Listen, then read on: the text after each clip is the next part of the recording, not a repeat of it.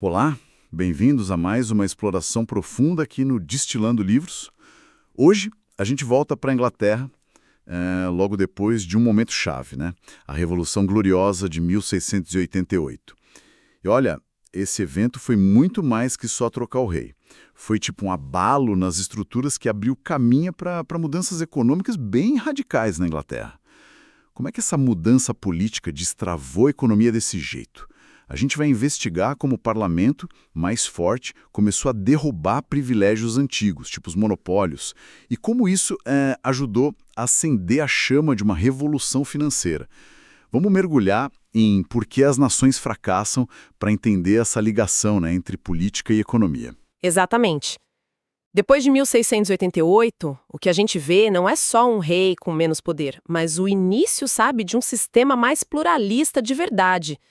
Pela primeira vez, de forma mais sólida, mais duradoura, um leque maior de vozes começou a pesar nas decisões econômicas, não só a nobreza. Certo. E essa mudança, que parece só política, teve consequências econômicas enormes de longo prazo. Ok, vamos então desembrulhar essa ideia de pluralismo. Parece que é aí que está o segredo.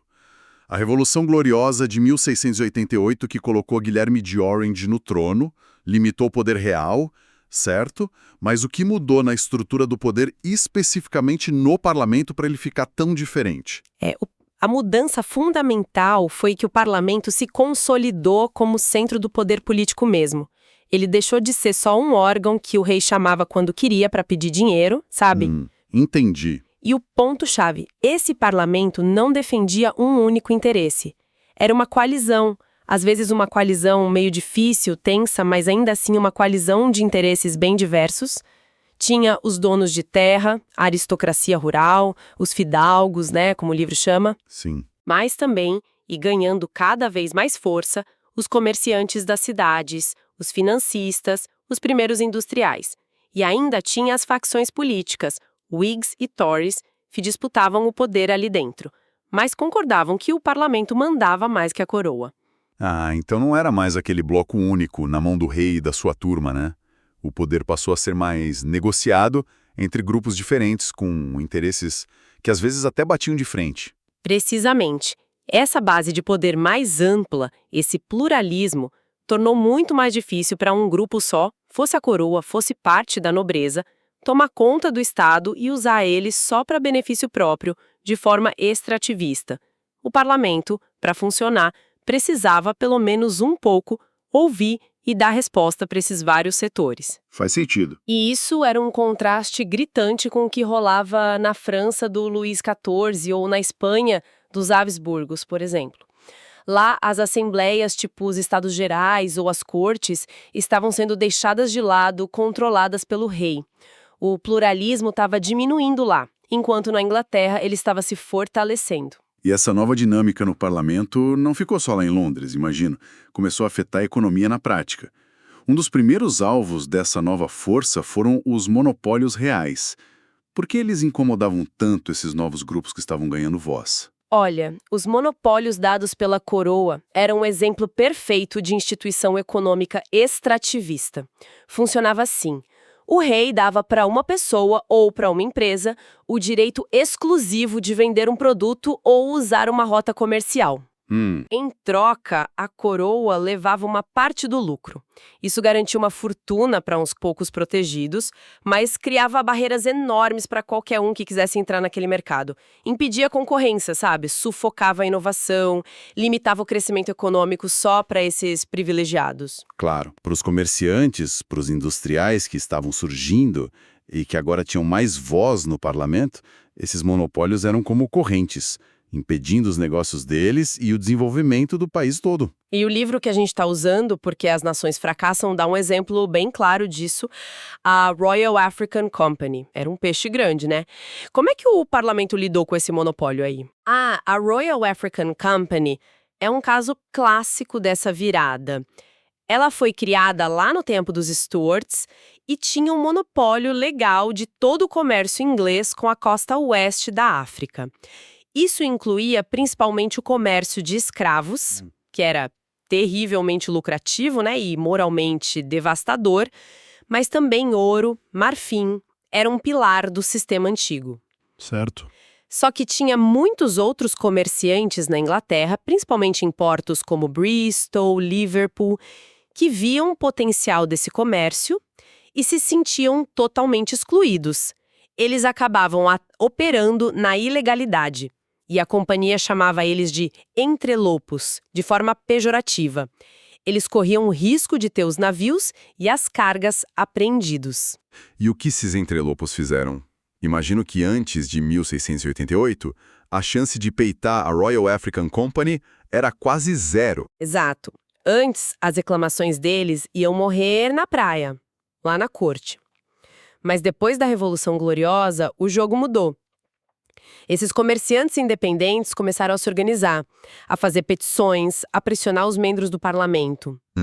O argumento deles era que o monopólio prejudicava o comércio inglês como um todo, que limitava as oportunidades e que a concorrência ia gerar mais negócios e, claro, mais lucro para eles também. E o ponto crucial: nesse novo parlamento pluralista, tinha deputados que eram comerciantes ou ligados a esses interesses de fora do círculo fechado da elite antiga dos monopólios. E aí funcionou? Funcionou. Foi notável. Em 1698, depois de muita discussão, muita pressão, o parlamento acabou com o monopólio da Royal African Company no comércio de escravos. Abriu para concorrência. Quem quisesse entrar tinha que pagar uma taxa de 10% sobre o valor das mercadorias exportadas para a África, que iria para manter os fortes da companhia lá. Ah, interessante. A companhia continuou existindo, mas o poder exclusivo dela acabou. Isso mostra bem claro como as instituições políticas mais inclusivas, um parlamento mais representativo, levaram direto para a criação de instituições econômicas também mais inclusivas. Deu uma nivelada no jogo. Permitiu que gente nova entrasse. Foi um sinal forte de que as regras da economia não vinham mais só do rei e dos seus favoritos. Nossa, é fascinante ver essa conexão tão direta. A mudança política não foi só teoria, teve efeito bem prático no jeito de fazer negócio. Mas a transformação não foi só derrubar barreiras antigas como os monopólios. Teve também a construção de coisa nova, né? Principalmente na área financeira. Fala-se muito da revolução financeira dessa época. O que foi isso exatamente? Sim. Enquanto o ataque aos monopólios tirava os obstáculos, a revolução financeira criava a base para um novo tipo de dinamismo na economia. A chave aqui foi a maior segurança, a maior previsibilidade que o novo sistema político oferecia. Com o parlamento controlando o dinheiro do governo e interessado em manter a credibilidade do Estado, o risco de calotes na dívida pública, coisa que acontecia muito com reis absolutistas, diminuiu bastante. Ah, isso gera confiança, né? Exato, gerou confiança. O marco mais famoso dessa revolução foi, sem dúvida, a criação do Banco da Inglaterra em 1694. Ele foi criado para ajudar a financiar a guerra contra a França, mas logo começou a fazer mais coisas, como administrar a dívida pública, emitir notas bancárias confiáveis, estabilizar o sistema financeiro. Um banco central, então, surgindo ali. Mas só isso não garante que o dinheiro chegue para todo mundo. Como é que essa revolução financeira afetou, por exemplo, aquele comerciante entrelopo que agora podia competir, ou um artesão pequeno querendo aumentar a oficina? Ele conseguiu crédito mais fácil. Essa é outra parte fundamental da história. A estabilidade geral e o fortalecimento dos direitos de propriedade garantidos pelo parlamento incentivaram o desenvolvimento de um mercado financeiro muito maior, mais profundo. Antes de 1688, crédito era raro, caro e ficava na mão de uns poucos ourives banqueiros em Londres, que geralmente só emprestavam para a coroa ou para a nobreza muito alta. Depois, a gente viu um monte de bancos privados surgindo, mercado de hipoteca se desenvolvendo, outros tipos de crédito. O livro até cita o Horace Bank como um exemplo interessante. Era um banco de prestígio, sim, mas os registros deles mostram que eles atendiam uma clientela bem variada. Não só a nobreza, mas também comerciantes, profissionais liberais, até gente de status social mais baixo. Poxa, então o acesso ao capital começou a se democratizar um pouco, digamos assim. Mais gente com ideia boa ou chance de negócio conseguia a grana para botar em prática. Exatamente, não foi uma democratização total e na hora, claro, mas teve uma expansão bem grande no acesso ao crédito, para além daquela elite ligada à política. Isso significou que mais gente, mais empresas podiam investir em tecnologia nova, comprar matéria-prima em mais quantidade, financiar estoque, crescer. Isso deve ter sido um combustível e tanto. Foi. Essa lubrificação do sistema econômico com mais capital foi absolutamente fundamental. Pensa na Revolução Industrial que ia começar a ganhar força no século seguinte. Ela precisou de investimento pesado em fábrica, máquina a vapor, canal, depois ferrovia. Sem essa base financeira sólida e o acesso mais amplo ao crédito que foram construídos depois de 1688, fica difícil imaginar como a Revolução Industrial teria acontecido na Inglaterra daquele jeito. A Revolução Financeira foi, em grande parte, uma consequência direta e necessária das mudanças políticas. Isso leva a gente para um ponto que parece quase um paradoxo. A gente comemora a Revolução Gloriosa por limitar o poder absoluto do rei. Mas, pelo que você está descrevendo, parece que o Estado inglês, como um todo, ficou, na verdade, mais forte, mais centralizado e mais eficiente depois de 1688, e não mais fraco. Como é que a gente explica isso? É um ponto contraintuitivo, mas é chave para entender o sucesso inglês. O Estado realmente se fortaleceu, aumentou sua capacidade administrativa, fiscal, de um jeito impressionante. A diferença crucial não está na força do Estado em si, mas em quem controlava esse Estado e para que esse poder era usado. Certo. Para beneficiar o rei e os seus. Depois de 1688, o poder estatal crescente estava sob o controle principal do parlamento, daquela coalizão pluralista que a gente falou. E essa coalizão tinha interesse em usar o Estado para garantir direito de propriedade para mais gente, para fazer cumprir contrato, para fornecer alguns bens públicos, como uma marinha forte para proteger o comércio, e, crucialmente, para criar um sistema de imposto mais eficiente e previsível para financiar tudo isso. E tem exemplos concretos dessa maior eficiência do Estado? Como é que isso aparecia no dia a dia? Sim, o livro traz um retrato bem vivo disso quando descreve a burocracia do excise, que era um imposto sobre a produção de algumas coisas, tipo cerveja, vela, couro. Lá por 1710, a gente encontra relato detalhado do trabalho dos fiscais, como um tal supervisor Cowperthwaite. Supervisor Cowperthwaite. Ele não era um burocrata de gabinete em Londres. Era um agente de campo que rodava sem parar pelo distrito rural dele. O relato descreve as rondas. Ele ia nas cervejarias, nas fábricas de vela, nas estalagens, media a produção, conferia os livros, garantia que o imposto estava sendo pago direitinho. Viajava centenas de quilômetros a cavalo, visitava dezenas de lugares por semana, mantinha registro de tudo meticulosamente. Trabalhava 6 dias por semana e ainda usava o domingo para organizar a papelada. Nossa, isso soa como uma máquina burocrática bem moderna e eficiente para começo do século XVIII. Exatamente. E esse nível de organização, de fiscalização, permitiu ao governo inglês aumentar muito a arrecadação de imposto de um jeito relativamente previsível, sustentável, coisa que estados absolutistas como a Espanha, na mesma época, tinham uma dificuldade enorme para fazer.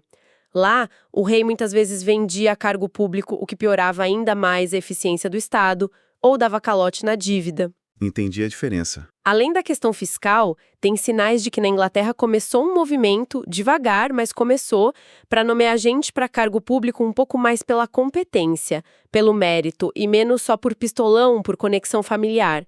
Claro que isso foi um processo lento e incompleto, mas a tendência era clara. Um Estado mais capaz, controlado pelo parlamento, estava sendo construído. E esse Estado mais forte era fundamental para sustentar as instituições econômicas inclusivas que estavam surgindo. Então, para fechar o ciclo, o que a gente viu na Inglaterra depois de 1688 foi uma sequência que transformou tudo. Primeiro, uma revolução política que firma o pluralismo e a força do parlamento. Aí esse parlamento usa o poder para desafiar as instituições econômicas extrativistas, como os monopólios. Ao mesmo tempo, a nova estabilidade política ajuda a criar uma revolução financeira que aumenta o acesso ao dinheiro. E por baixo disso tudo, se constrói um Estado mais capaz, mais eficiente, controlado por essa galera mais ampla, que pode garantir as regras do jogo e investir em coisas básicas. Uau! Exatamente.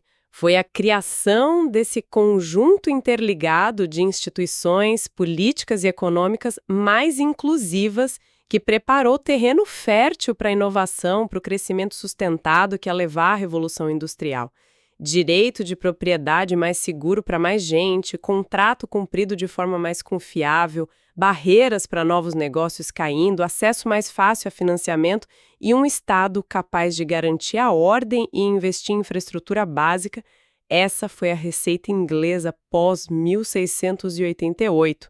Mostra muito forte como política e economia andam juntas, né? E como mudar as instituições políticas pode redefinir totalmente o caminho econômico de um país. Fica aqui uma reflexão bem forte para a gente.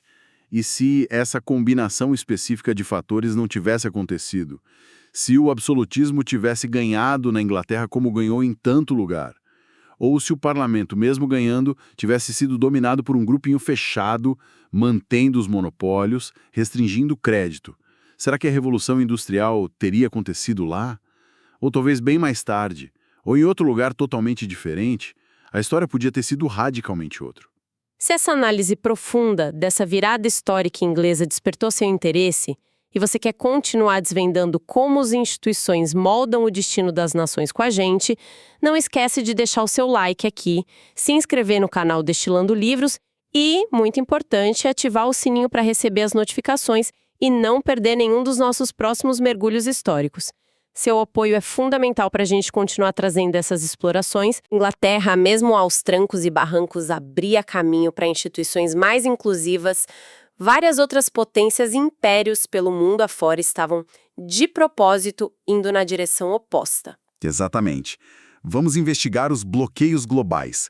Por que impérios tão diferentes e poderosos como o Otomano, o Espanhol, o Habsburgo lá na Áustria-Hungria e o Império Russo resistiram tanto, com tanta força, a adotar instituições inclusivas? Vamos explorar aquele conceito-chave do medo da destruição criativa. Isso é fundamental. Vamos analisar como as elites nesses lugares temiam que as inovações, fossem a prensa tipográfica, fossem as ferrovias, a industrialização, pudessem gerar instabilidade social, dar poder para grupos novos e, no fim das contas, ameaçar o próprio poder político e econômico delas. Veremos como elas preferiram, ativamente, bloquear o progresso para manter o status quo extrativista, mesmo que isso significasse condenar seus países à estagnação. Vai ser um olhar fascinante sobre essas encruzilhadas da história, sabe? E sobre as razões institucionais que levaram sociedades diferentes a escolher caminhos tão opostos, com consequências que a gente sente até hoje. Uma análise dos porquês da resistência à mudança. Não percam!